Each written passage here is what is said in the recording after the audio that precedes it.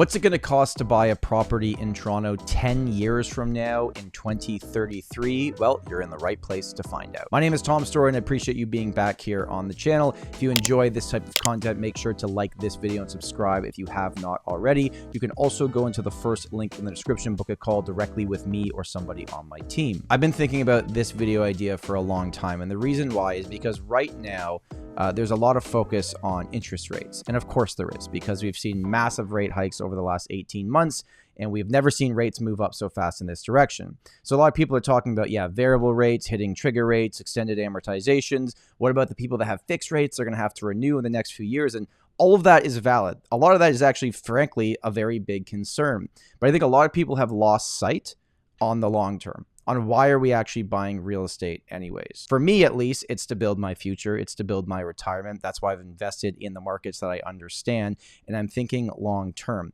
So in today's video, we're going to give you 3 different potential outcomes on what it's going to cost to buy Toronto real estate in 10 years from now. There's also 7 key factors that we have to acknowledge if we're going to talk about what's going to happen with real estate prices moving forward. So as a quick reminder of those 7 factors, they are: number 1, cost of ownership. That's directly correlated to what the interest rates are and the access to capital. Can you actually afford to get a mortgage? And are you in a country that they're willing to give you a mortgage between 5 and 20% down? Number 2 is job security. If unemployment rate goes over 10%, that's going to impact the market significantly. Number 3 is population growth and the immigration numbers that at least we've seen and moving forward in Canada that we believe are going to remain the same, if not push slightly higher, are going to be big. Number 4 is supply and demand, right? Well, we always talk about how much inventory is there on the market, how many people are actively trying to buy that inventory, and what is it pushing towards a buyer's, seller's, or balanced market. Number 5 is regulatory changes by our government, right? This could mean stress test changes.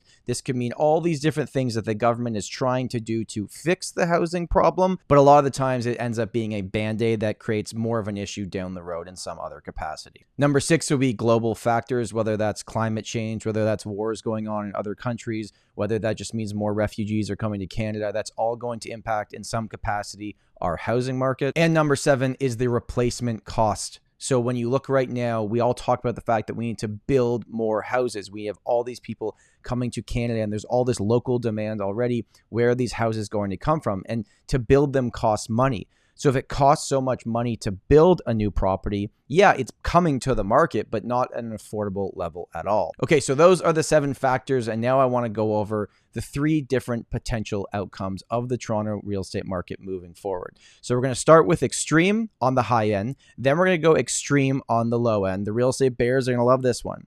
And then we're going to go number 3, kind of maybe the more realistic or moderate growth that we'll potentially see over the next decade. So let's talk about scenario number 1. Scenario number 1 would mean that the next 10 years of growth are pretty similar to what we saw in the last 10 years of growth. So let's take a look at those numbers and calculate what it would be. If you take a look on this chart here, you can go to the bottom there in 2022, the average sale price was just under $1.2 million. So that's the number that we're going to work with right now. If we look at the next 10 years of growth, if we see the same growth that we saw previously, where the price is going to be. So if we backtrack here and we go back to 2012, the average sale price was just under $500,000 in the city of Toronto. And now it's almost $1.2 million. So we actually saw price growth at more than double. Now, to make this calculation easy, let's just say then it's scenario number 1. All the factors of the last 10 years remain the same, and we see price growth that doubled. So the math is going to be pretty easy on this one, right? The average sale price today is $1.2 million. That in 10 years from now, the average sale price will be $2.4 million for the average property in Toronto. Now, personally, I don't think that we're going to see the next 10 years be anywhere close to the last 10 years. The last 10 years, we had extremely low interest rates for a long time. The economy was kind of buzzing along there until everything that happened starting in 2020. So I don't think that is going to happen. But I also think that we have to look back and recognize that if I had told you in 2012, when the average sale price was $500,000, that in 10 years from then, if I had made this video in 2012 and I sat here and said the average sale price is going to be $1.2 million, you'd be like, you're an idiot. You have no idea what you're talking about. That's insane. And I would agree with you, but that's exactly what happened. So me coming out here today and saying scenario number one, we get to $2.4 million does sound insane. I recognize that, right? But insanity and Toronto real estate market tend to be hand in hand for a lot of what's happening. Now let's talk about scenario number two. This is going to be the scenario where unemployment does significantly go up. Interest rates remain high or push even higher than they are today. And for whatever reason, the immigration or the demand side of the market just completely drops off, right? So if all three of those pillars are hurt, we're going to have a crash. And the last time we had a crash like that was 1989. And it took until 2002 for us to get back to those pricing levels. So let's pretend the worst happens. Let's pretend the worst that we've seen in Toronto happens again. Where would we be in 10 years from now? Okay, so I want to bring your attention back to this chart, but this time we're going to go over to this side over here and focus on 1989. So you can see in 1987, the average sale price was $189,000. In 1988, it went up to $229,000 and then peaked in 1989 at $273,000. Then it dropped to 255, then 234, then 214, then 206. So then we saw prices drop for 5 consecutive years in a row. So that would push our average sale price down to like $800,000, $850,000 from the peak of where it is today, where you have 5 years of just nosedive prices, right? And then as we start to kind of go up again, it jumped up a little bit, but then had 2 more years dropping off again. And then slowly from 1997 to 98 to 99 to 2000, 2001, 2002, then it finally got back to 275, right? So it took over 10 years to get past the peak pricing in 1989. So in scenario number two, because we talked about the potential scenario number one being the best case scenario, the next 10 years is like the last 10 years. But what if the next 10 years is like 1989 to 2002, right? I know that's slightly longer than 10 years, but you get the point. So what would happen? Well, if we start at $1.2 million and all those factors were in place, right? Interest rates remain high. There's massive recession. People are losing their jobs. All this bad stuff happens. We're going to have 5 years of tailspin getting to, maybe even like $700,000 average price, right? People are going to love this, that think the market's going to crash.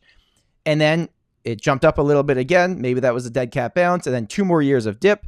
And then slowly worked its way back up again. So there's a case to be made that in 2033, if this exact scenario were to happen, the average sale price would be, well, what it is today. But there'd be a big dip in that middle and then slowly moving its way back up depending on what happens in the economy. So far, I've given you the extremes on the growth side and the downward side of the market if that were to happen. But what if we just see modest growth? And this prediction is going to be based on a few things. First of all, this is not financial advice, right? I'm just guessing here. This video is just 100% for fun. But this is based on immigration levels stay the way they are based on what the government is telling us, okay? Interest rates are not what they are today. They'll have gone down, obviously, in the next 10 years. But, the 5-year fixed is maybe 3.5%, 4%, right? We're not getting back to 2% money. That's not going to happen in the next 10 years. Very likely, in my opinion, that's not going to happen. But the job market kind of holds up and things kind of move along modestly. So the number that I've used for this next calculation is 3.5%. What if the Toronto real estate market for the next 10 years goes up 3.5% a year, compounding every single year? When we get to 2033, what is the price going to be? And the answer is, drumroll please, $1.7 million. In fact, just under $1.7 million. So that's still significant growth. I'd love to know, because obviously this video is just a bunch of fun. I'd love to know in the comments, how do you think the next 10 years are going to play out? I also fully recognize that there are a million different other scenarios that could happen. Markets don't just really go well or really go bad or just usually go along like this. They're usually a roller coaster. We have huge years of growth and huge years of dips. But then when you look back at that decade, you can kind of look at it and go like, okay, I understand what actually happened. I'd love to know what you think the market's going to do in the next 10 years. I appreciate you watching this video. My name is Tom Storey. And remember, home is where your story begins.